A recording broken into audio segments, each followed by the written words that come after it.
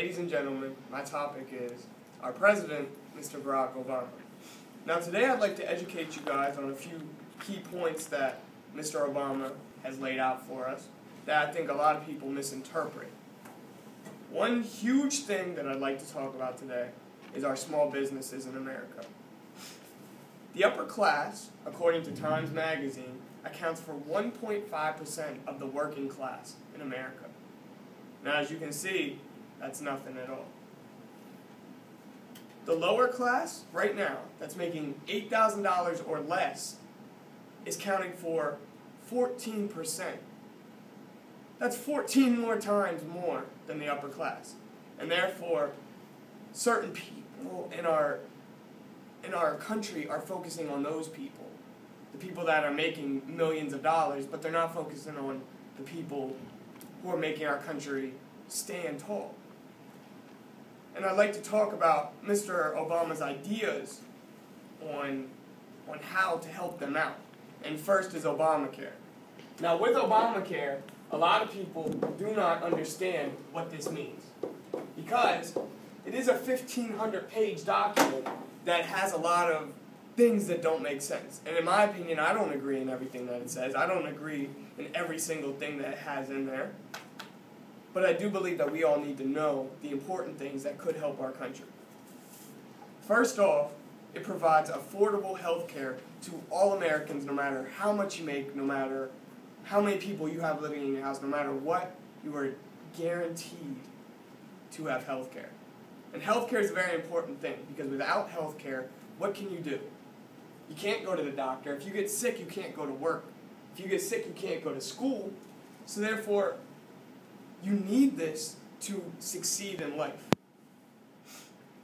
It does provide you an option on whether you want to go through an independent healthcare agency or a nationwide company. Therefore, it doesn't cut out. If you want to, have your real expensive healthcare that gives you all these benefits, you can have that. That's not what this is taking away. This is giving everybody an option of an even playing field. And that's, in my eyes, a very important thing.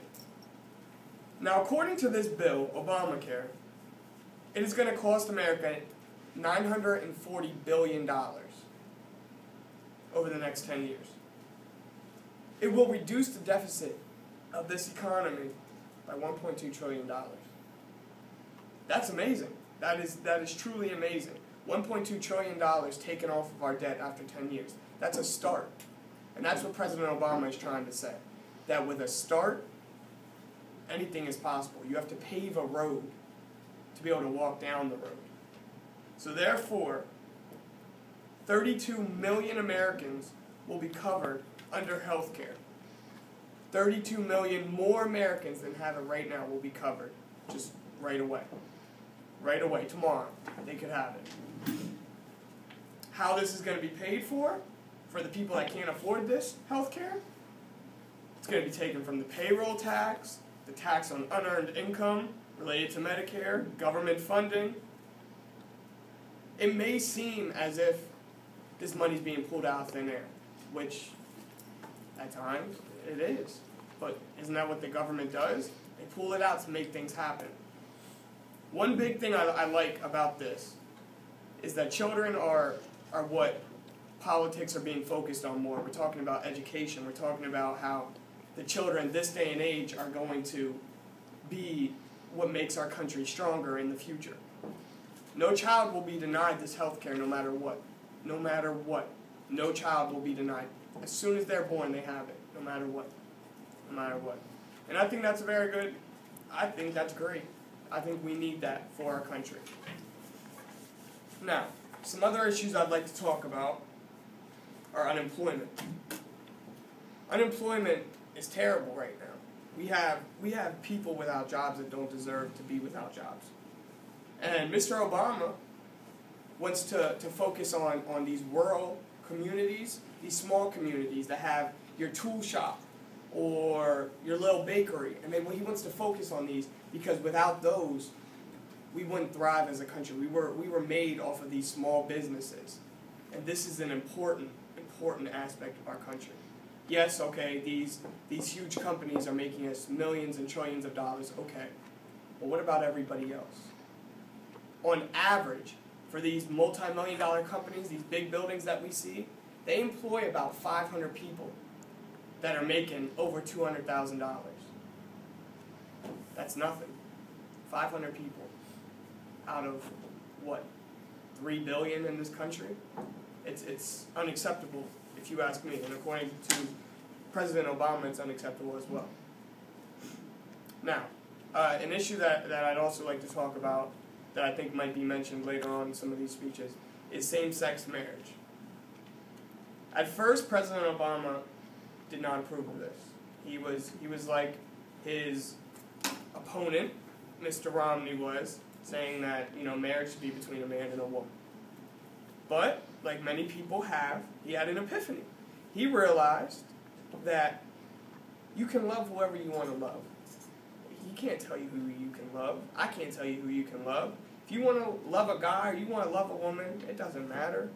As long as you can provide a steady household with a steady income, and if you're going to adopt children or have children in some type of way, as long as you can show them the steps of life, then what's wrong with it? And I believe that's very true.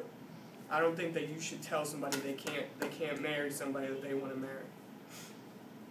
Now, abortion seems to be something that many people are skeptical about, and they think that abortion is bad, which, you know, everybody has their own opinion. I for one, I think that if you wanted to have the choice of having an abortion, then you should do it. I think that's your decision as a person, okay? Mr. Obama agrees in the same choice. He is pro-choice for abortion, which means that no matter what, if you want to do it, you can do it, as long as it's within the first 3 months. Now, Mr. Romney, he doesn't feel that way. He thinks that you should only do it if you're a rape victim or if you're under the age of 18 years of age, which is fine. Like I said, I'm not here to tell you what's wrong or right. I'm just here to inform you of information. Now, an issue that seems to get neglected a lot among these politics this day and age is the death penalty. We have criminals. Every country has criminals. Every single one. With our criminals, they're still American criminals. They're still our people. The death penalty is something that I think Mr. Obama neglects to have an opinion on. He is no stance on this death penalty, and which I don't agree on. And I want to put that out there so you guys know that Mr. Obama is not perfect. He will not go down in history as one of the best presidents of all time. No matter what. No matter if this Obamacare saves us $12 trillion, he still won't. But I believe this man has a dream, and I believe that America was built on dreams. And that with a dream, it opens up doorways to more and more things. And like I said before, this road is being paved. And I'm not telling you to go down it. I'm not telling you to believe in everything he says, because we all know that politicians lie. We all know this. But at the same time, I think we have to see that this man so far has made a difference. He's helped us a lot. He's done things. He's ended a war on terrorism that has put me and myself you know, I had an uncle that was in the armed forces.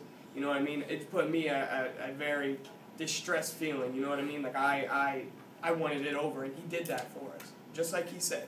He may have not done everything he said, but he did enough for me to say that I think he should get another 4 years. Thank you very much.